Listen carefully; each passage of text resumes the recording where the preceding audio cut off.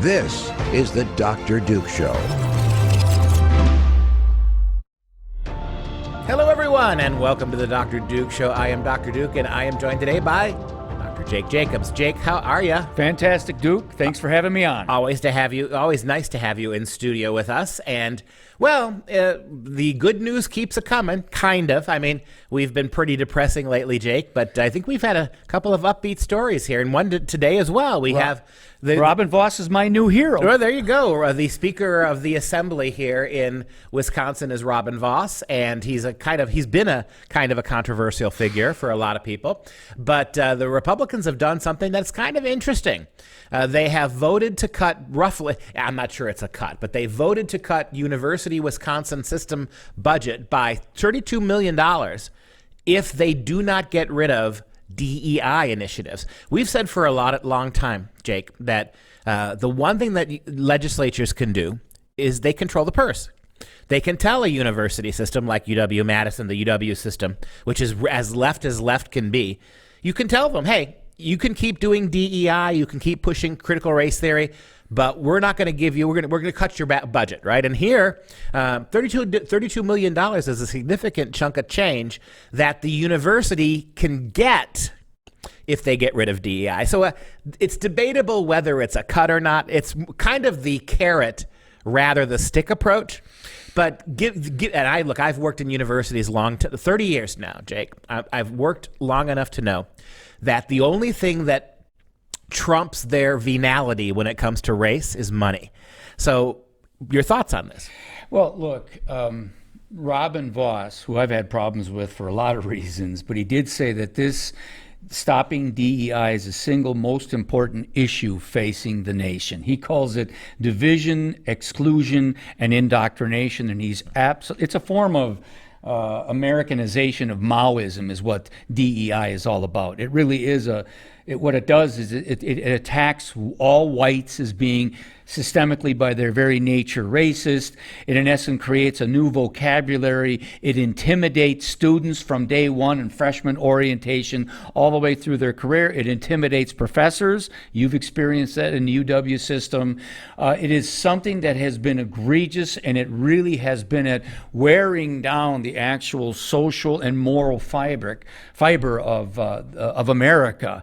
So I think that he's absolutely spot on, and I have to admit, a little naivety, I actually thought this was going to end DEI specifically, and you corrected me before the show started to say, no, Jake, this is about the money. They have to decide what's more important. Although I did say, I think many of them are what Eric Hoffer called the true believers, that in any case, they are so much into this craziness, this world they live in, that, you know what, they might take cuts over here, but not when it comes to DEI. This is a god unto itself for them. Yeah, I think that was very well said, Jake. Very nice summation there. I would correct you on one thing. You always do, Doc. It does not intimidate me. It enrages me what they're doing.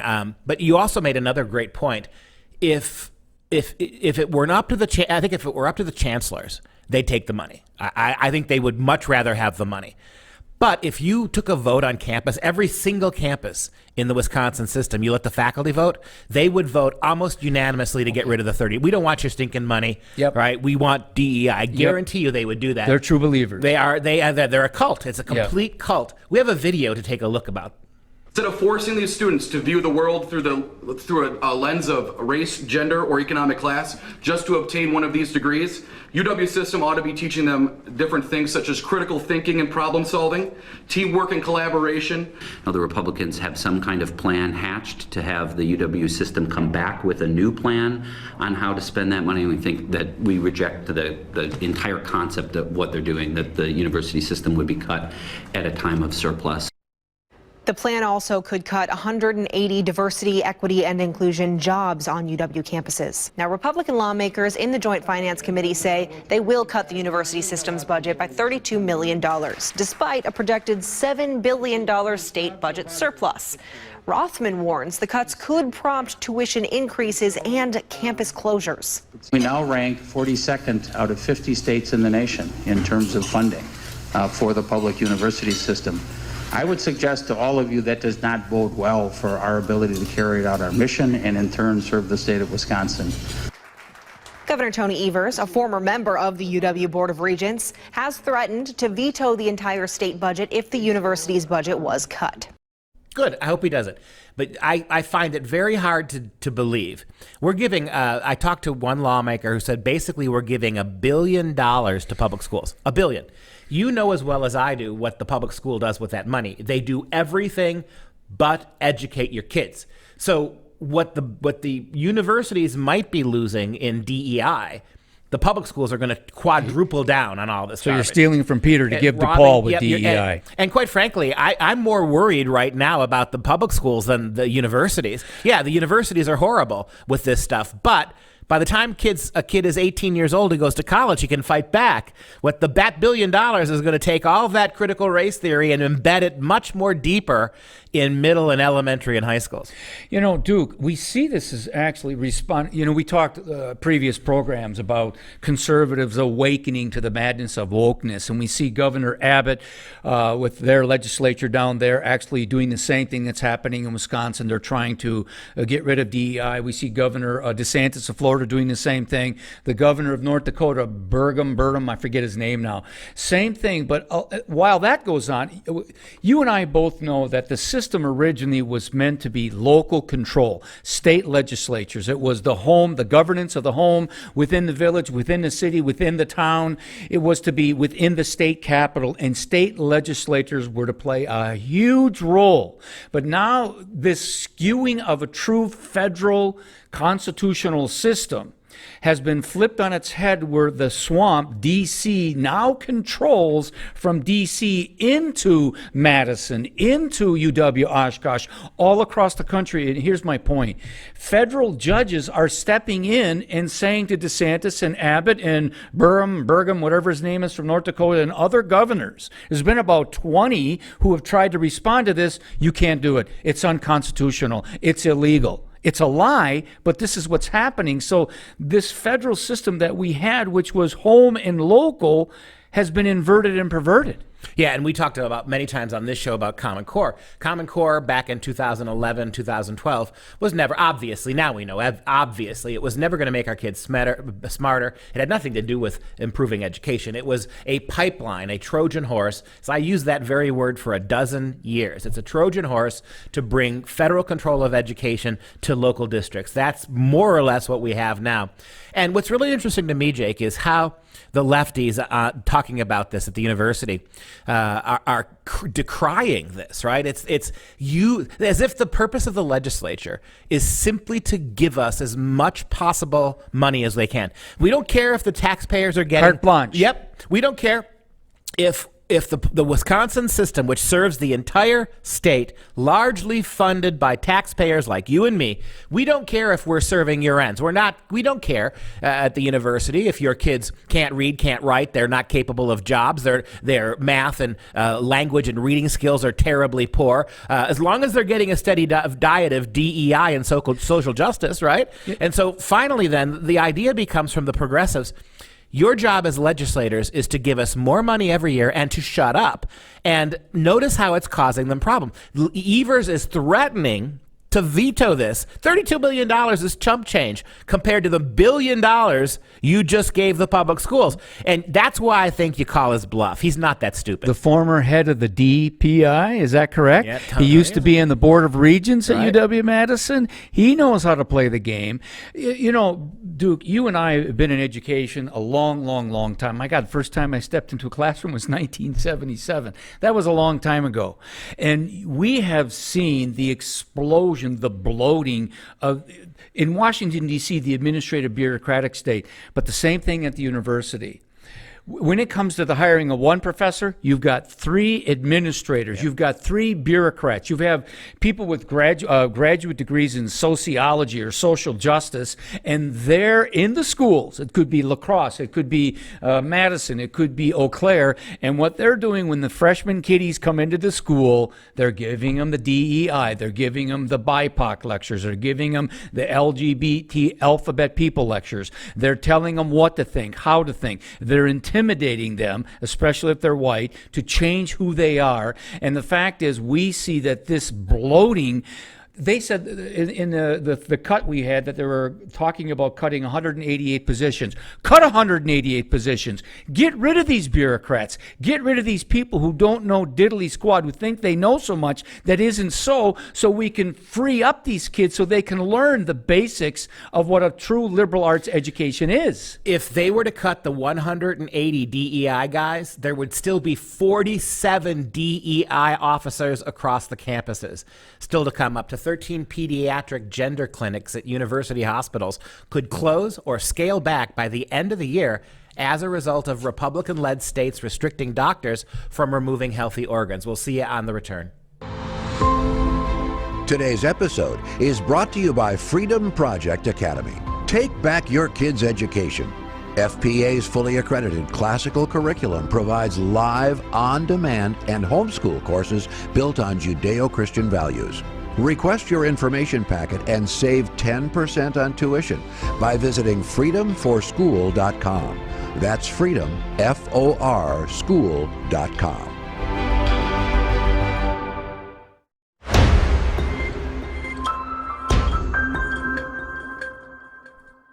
Welcome back. This is Dr. Duke with Jake Jacobs. And before we get to the story on the closing of pediatric hospitals who do trans surgeries and such, we're going to talk a little bit more about what's going on with colleges and governors and politics. So now we have the story here from North Dakota. A new North Dakota law bans mandatory DEI training in higher ed.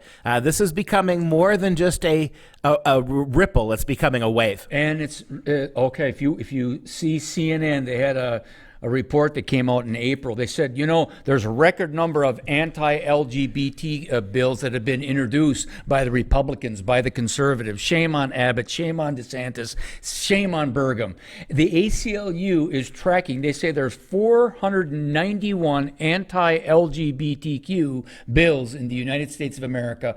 God forbid, they must be stopped. Well, the lie is they're not anti-LGDP. I can never say that stupid acronym. Just say alphabet people. The alphabet, yes, thank you. It's not anti-alphabet people. It is promoting and propagandizing radical leftist sex and gender politics teachers and students at the expense of everybody else.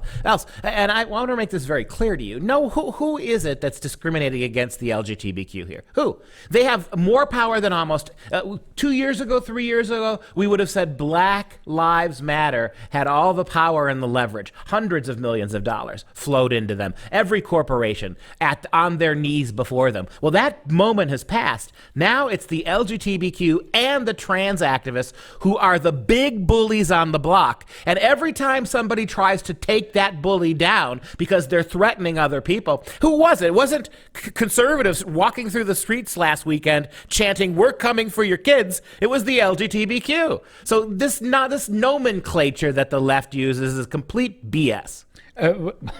Balderdash, poppycock, right? Prattle, flapdoodle. I love saying those words. But no, Duke, you're absolutely right. This is the nature of the beast. I've always said it's Maoism with American characteristics, to steal from Mao, who said he took Lenin and Marx and put in Chinese characteristics. And this DEI, LGBT, alphabet people thing, this is really about a restructuring of our humanity and about American Judeo-Christian society. And now there are people speaking out. Good governors, good state legislatures, Florida, Texas, North Dakota, South Dakota, Iowa, Tennessee, more and more. But then you got these federal judges coming along and they're saying, nope, you can't do this. I mean, this is driving me absolutely nuts. Well, be grateful we have a Supreme Court that does seem to actually have a conservative majority. Just today, we are speaking to you on the very day that the verdict was handed down that affirmative action policies as put forth by Harvard and the University of North Carolina are no longer allowed. You can't do this. Amen. Now, you and I both know that's not going to end this. What they're going to do is they're going to find back-end runs around this. But nevertheless, it's now going to be easier to sue them when they do it because the law has spoken. And by the way, this one we're talking about in North Dakota, Not only does it get rid of DEI, it also bans mandatory diversity statements. That's important. Forcing faculty before you hire them to swear some oath of diversity, or asking kids when they're applying to write essays on their commitment to DEI before they get into the school. We have an image here of what the law in North Dakota kind of says. It says the law prohibits public universities from compelling students and employees to attend non-credit seminars, workshops, or orientations that include what it calls specified concepts. Specified concepts listed in the bill include race, sex, inherently superior or inferior. We're telling people that to be black is innocent, to be white is evil. An individual, by virtue of the individual's race or sex, is inherently privileged, racist, sexist, or oppressive. All that's got to go. How about this? An individual should be discriminated against or receive adverse treatment because of the individual's race or sex, which is what they're doing to white people. An individual's moral character is determined by the individual's race or sex. We're cutting that one down. Just because you're a minority doesn't make you virtuous. An individual, by virtue of the individual's race or sex, bears responsibility for an action committed in the past. In other words, all white people are guilty of slavering. And finally, a meritocracy is inherently racist or sexist. It is stunning to me, Jake, how many times at universities kids are being told that achievement, success, hard work is white supremacy. North Dakota just struck that down. And like you said, a lot of other states are doing what they can. And really the only thing stopping them right now are some rogue federal judges. Yeah, no, absolutely. This it does give us hope. It gives us hope that what's happening across the country is a lot of Americans have become awakened. They're getting involved. They're calling their state legislatures. They're saying, we elected you to, in essence, represent what America is, what she used to be in her glory. And we need to bring that back again. What's interesting, the governor of North Dakota, Governor Doug Burgum. Oh, I did get it right. Burgum. You did. Yes, you did. He's a Republican. He signed Senate Bill 2020-2247 into law with little fanfare.